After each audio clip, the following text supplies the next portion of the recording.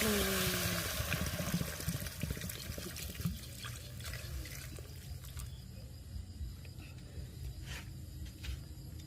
tật đôn cũng mày bọc rồi nên mà đặt tật đôn đấy cứ món chấm hôi tật đôn